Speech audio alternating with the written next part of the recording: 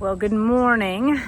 I know that everyone has been asking, Jamie, why would you tear down a perfectly good house? Like, we know the tree fell on it, but we thought you were making progress. And we were.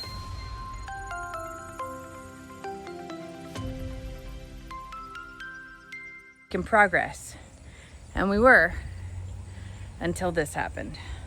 I'm going to take you on a little tour here. And it's a little disheartening. This is Xander and Kendra's home. 7 months ago, 8 months ago, a tree fell on it, coming through their kitchen window, crushing the top of their home. We waited for insurance, we waited for contractors, we waited for decisions. We then found asbestos, so we paid to have that removed too. And now we've come to a screeching halt. And I'm gonna show you why. Come on. Today's video is sponsored by Wild Badger Power. This is the 18-inch lawnmower. It's powerful and efficient, and the brushless motor delivers up to 3,400 RPM.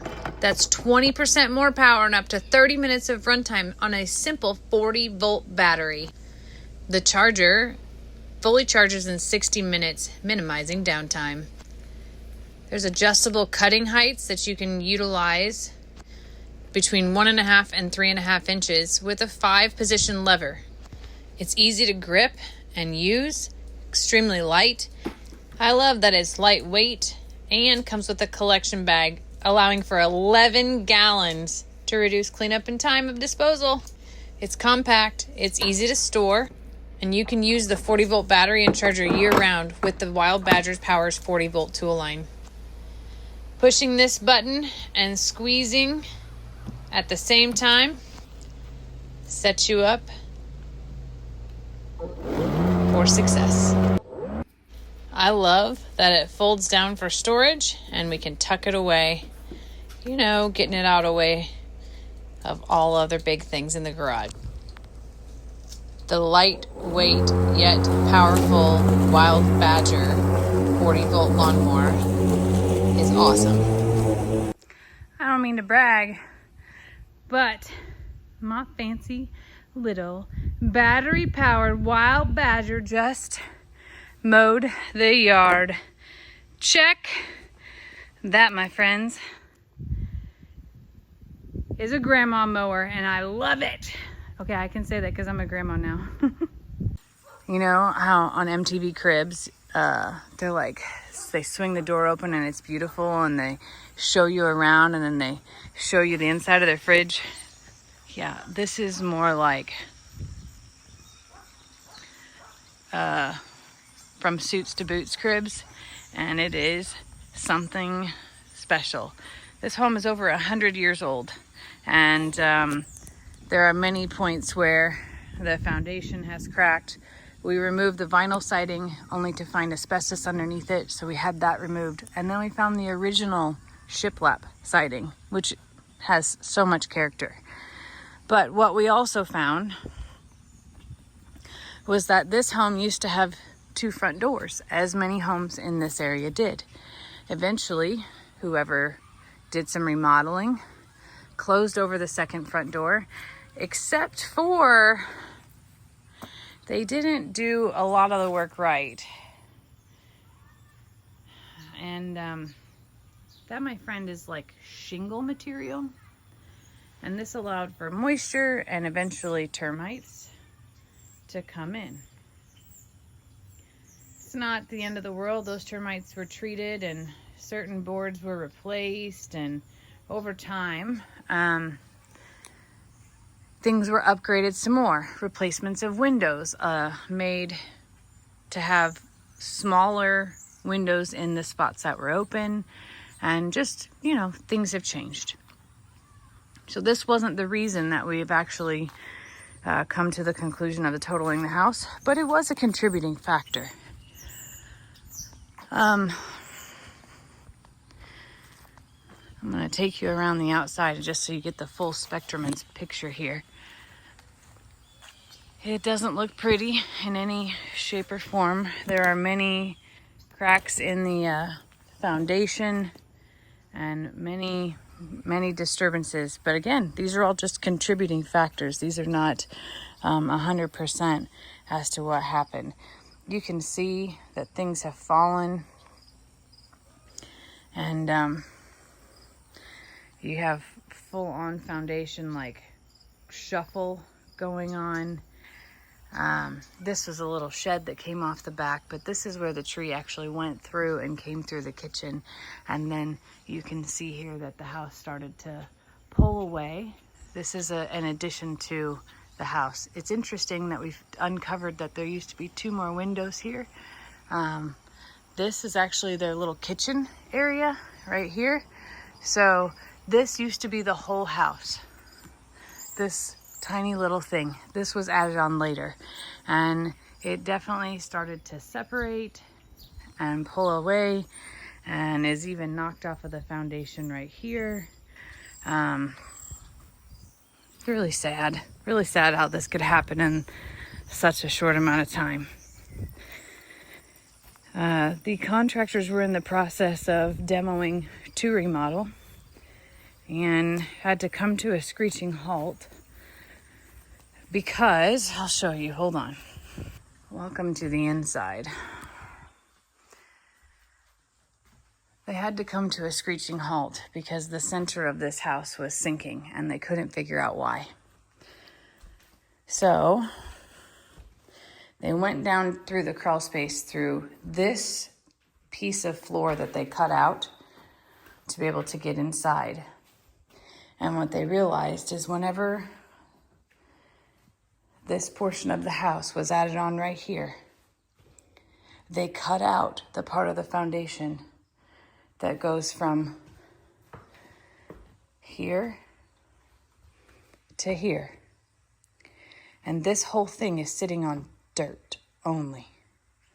You heard me right.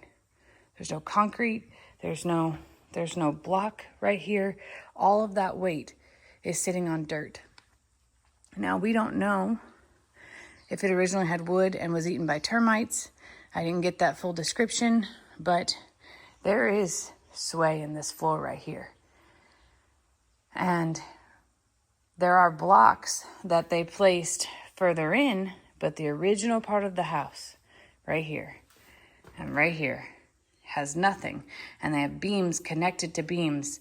And while some of that is not caused by the tree damage, it actually can't pass code to be rebuilt this way. So taking down this entire back side of their little kitchen was the only solution. And that is when the cost exceeded any type of repair that could be done. This is a very old home. And while they have tried to repair things, I guess, and build things, whoever built this didn't actually know what they were doing. And it was pretty unsafe. And the contractor told me, he goes, I didn't know it because they came in, there's a crawl space access on the outside of this bathroom that they came into this area. They could never get this far to see because it's so small. And they could only see the blocks that are like here, not here. So essentially, sadly, we now have to tear this all the way down. And it breaks my heart for them. And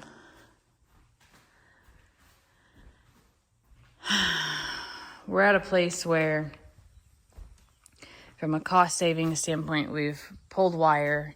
This has to be removed this week. And anything that we want to come out of here, light fixtures or anything else, doors, if we want to salvage any doors, that has to come out. And it sucks, y'all. It sucks a lot. The thing that Kendra told me that she wants is this right here. This was her favorite sign in the whole house, so I'm going to get that down today. But part of our job will be in the next 3 days to take out everything we can. I think I'll salvage a few doors. This vanity they had just bought So I'm going to salvage that, get that off the wall, get their little mirror down and their light fixtures. And I'm not saying that we're going to be able to use it for sure in whatever happens next. I love these doors right here. They actually have, the blinds are inside of it. So I want to take that, and I absolutely love their front door. So those things will come out in the next several days. And we'll go from there. They have nice wood blinds. Again, I'm not sure if we'll be able to use them, but I guess if Lester would call it the hoarder in me, I say the repurposer in me knows that a front door is insanely expensive. I know that those French doors are insanely expensive. So if the company's coming Friday, I have much work to do. And I don't know anybody better to call than my dad. And I imagine that he's out on a lake somewhere today. So I kind of like this little window too. I feel like that should come too. So maybe my dad's bored and wants to come over and help me demo a thing or two. But nonetheless, I'll be doing it side by side with y'all here with me. And now that we got them moved into their rental, mostly moved in, this is the next phase of what's next, in addition to about 1,000 phone calls to make. But it's okay. We're going to be okay. We're going to figure it all out. And I'll save this for Kendra. Thanks for watching, y'all. I'm not going upstairs because it's too dang scary. And because you can still see directly outside. Those are tarps that are on top of that. One way or another, we're going to get their lives put back together. I promise.